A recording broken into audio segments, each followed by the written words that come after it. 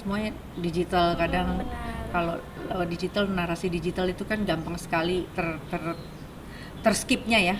Nah, saya lebih punya kesempatan untuk membaca. Kadang membaca literasi itu kadang yang bagus-bagus saya catat. Nah, kadang jadi memang kalau kita mencatat itu jauh lebih perkasa ketimbang kita hanya baca di literasi di digital. Makanya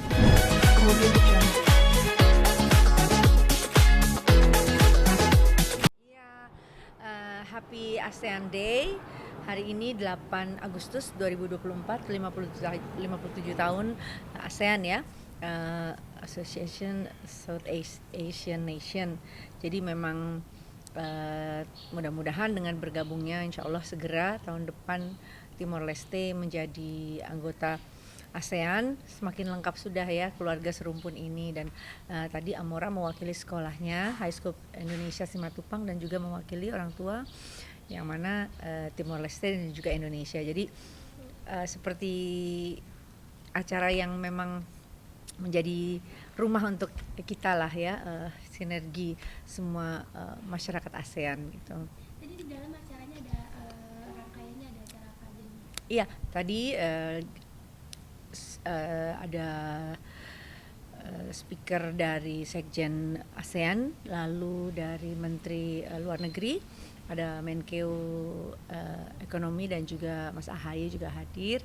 Dan Amora merasa senang tentunya ya membawakan lagu anthem ASEAN sebagai opening. Dan semua juga kita menghormati yang namanya lagu anthem, kita semuanya berdiri. Dan tentu saya sebagai orang tua merasa bersyukur. Yang pertama adalah kesempatan pemberian dari Tuhan Yang Maha Esa dan juga kepercayaan dari sebuah lembaga dan juga institusi sekolah yang mempercayakan kesempatan ini untuk Amora. Jadi pasti bangga. Nah, sekarang tanya ke Amora. Tadi persiapan Amora sendiri deg-degan nggak sih, atau pas pertama kali ditunjuk untuk menyanyikan lagu ASEAN itu gimana perasaannya Amora sendiri? Aku rasanya mungkin senang karena aku bisa nyanyi di depan menteri-menteri luar negeri dan juga menteri Indonesia. Duta besar ya. Dan aku tapi juga rasa nervous karena itu rasanya tuh formal banget. Acaranya memang formal ya. Pasti semua yang punya pengalaman pun juga ada nervous karena memang menyanyi kesempatan ini tidak semuanya orang bisa berkesempatan dan diberikan ke Amora. Jadi Amora tentu ada nervous sedikit lah di tengah ini ya. Amora lagi perawatan amandel ya? Iya. Perawatan amandel.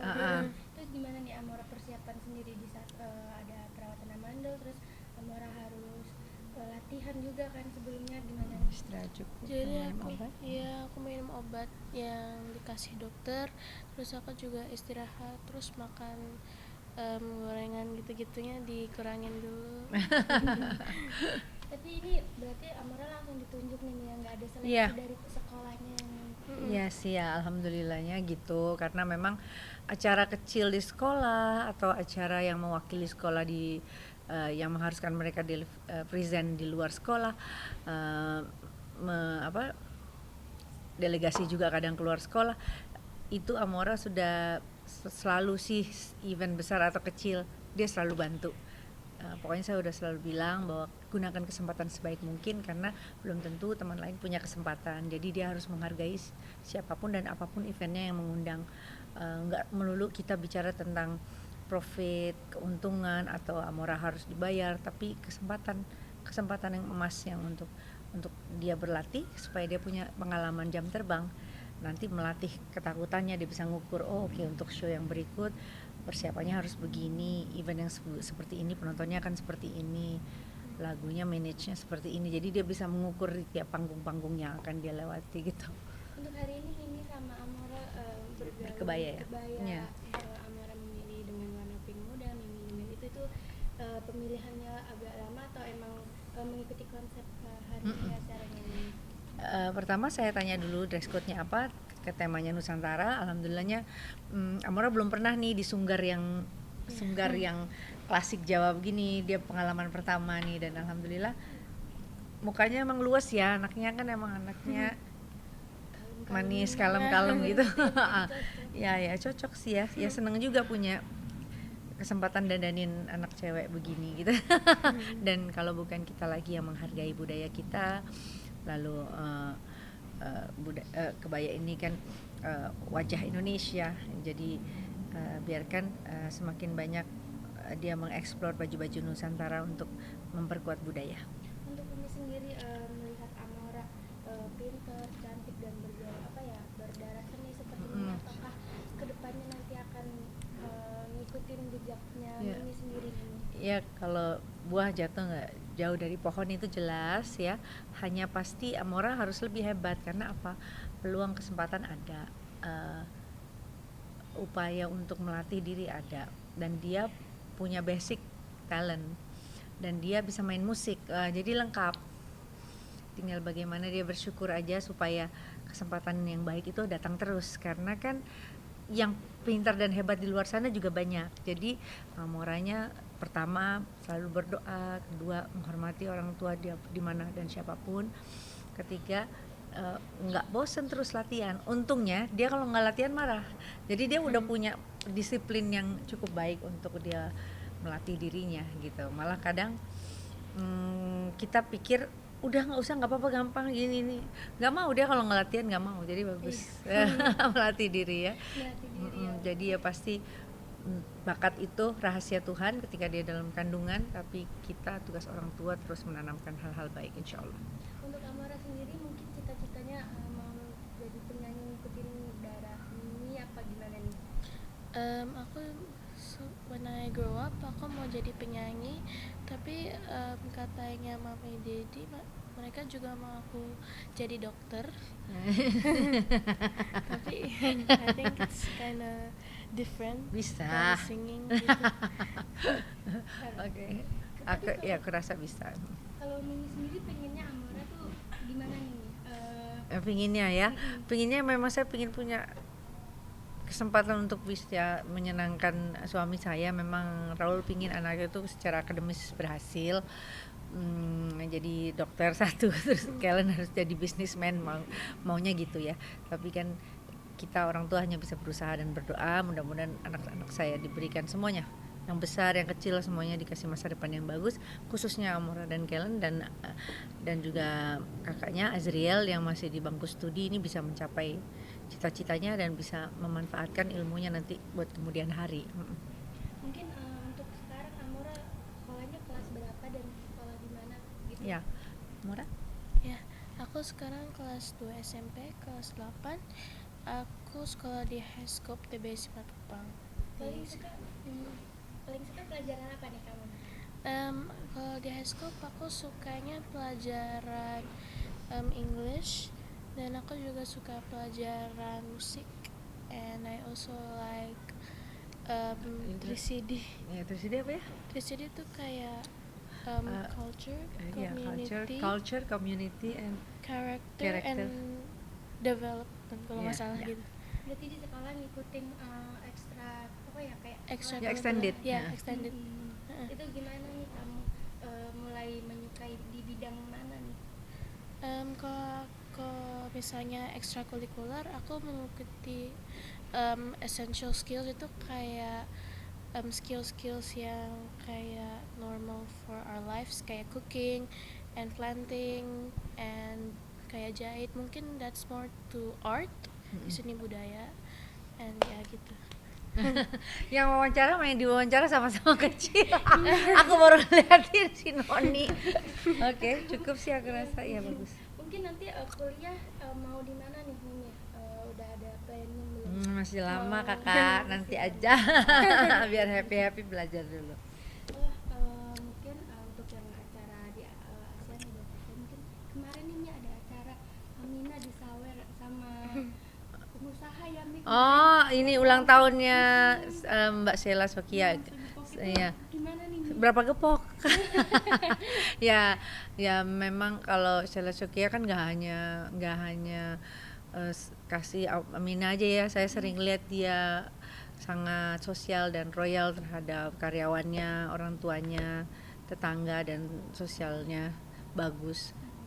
Ya seneng aja, terima kasih. Nggak mau kirim angpau ke Geminya. Oke.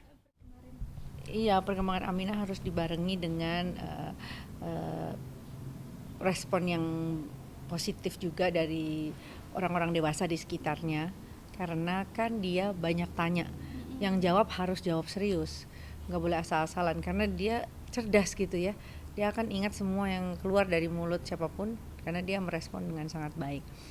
Saya juga kadang sharing link-link parenting ke papanya dan mamanya supaya kalau misalkan di perjalanan ke mobil ke arah sekolah tanyanya nggak hanya itu saja, tapi melainkan bagaimana tadi dengan guru apakah tadi menanyakan hal-hal apa aja ke Amina.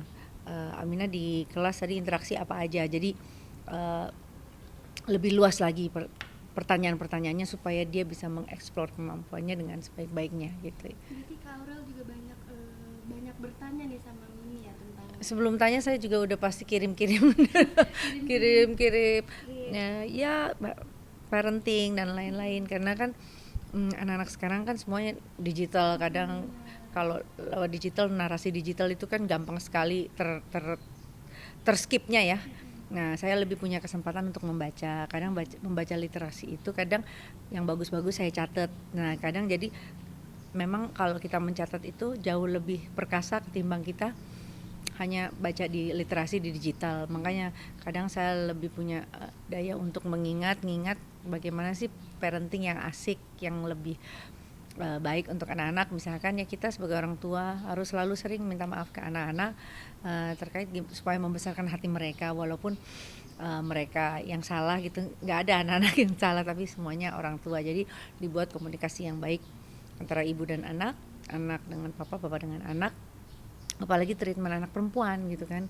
Nah, perempuan ini kan istimewa, makanya harus supaya budaya-budaya patriarki itu nggak terus ada sampai nanti mereka besar, supaya anak-anaknya tuh berdaya, gimana jadi perempuan yang berdaya dari kecil, dididik supaya mereka pintar, menimba ilmu, sekolah yang tinggi gitu. Selain curhat tentang anak, Kak Aurel ada nggak sih nih kayak curhat-curhat tentang lain? Maksudnya kan belakangan ini banyak yang tentang bullying ya, iya, iya, sama Kak Ata itu. iya, nggak apa-apa yang namanya mereka tuh puluhan juta follower, ada positif dan negatif. Cuman saya udah bilang, kalian terpenting punya sikap mental di mana di dalam diri kita, kalau kita punya sikap mental lebih dari 80%, artinya kita attitude kita jaga untuk kuat, baik, kita akan dapat menangkal hal-hal negatif itu. Jadi kita nggak perlu jawab satu-satu juga, respon dengan baik, berikan kelakuan positif, udah nanti akan dengan sendirinya akan mencair semuanya. Karena apa? Nggak semua orang bisa kita bahagiakan, nggak semua orang bisa kita puaskan, tapi cukup merespon dengan hal-hal yang positif aja, nanti semuanya akan lebih mencair. Jadi nggak pernah boleh kecil hati, nggak pernah boleh balas hal-hal dengan negatif gitu, nggak usah gitu. habis tenaga nanti gitu. Untuk Mimi sendiri sebagai ibu melihat curhatan Kak Aurel, Mimi seperti Orang nggak pernah curhat, dia nggak pernah ngebahas sesuatu yang kayaknya malah membuang waktu. Dia curhat pasti yang penting terkait ya lagu-lagu, terkait bagaimana entourage untuk membuat penyanyi lebih profesional kalau pergi keluar kota. Oke kak, bawa band, perlu nggak bawa band? Oh nggak perlu bawanya musik director aja. Oke, baju kira-kiranya yang bagus bagaimana, untuk penampilan di atas panggung bagaimana. Itu kayaknya lebih penting ketimbang hal-hal yang ya reguler tentang netizen dan lain-lain. Dia nggak pernah curhat. Ya nggak, ya banyak juga sih hal-hal yang tersampaikan lewat DM saya atau message lewat orang yang kerja di sini menyampaikan hal-hal terkait anak-anak. Pasti saya terbuka untuk merespon. Kadang ada yang nyampe ke message-nya ke saya sampaikan, oke, baik, terima kasih, saya respon ya, nanti saya sampaikan anak-anak. Udah gitu aja. Kadang mereka yang penting direspon gitu.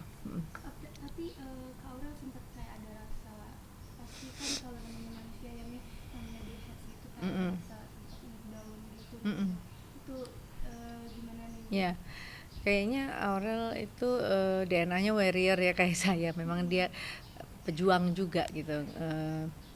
Nggak gampang kecil hati sih kalau saya rasa dia. Paling juga kalau saya juga percaya agama dia dan suami dia cukup sangat-sangat bisa mengimani apa arti kata syukur. Jadi yang didapat baiknya tuh udah banyak. Jadi kadang satu dua yang kadang mengecewakan anggap aja angin lalu.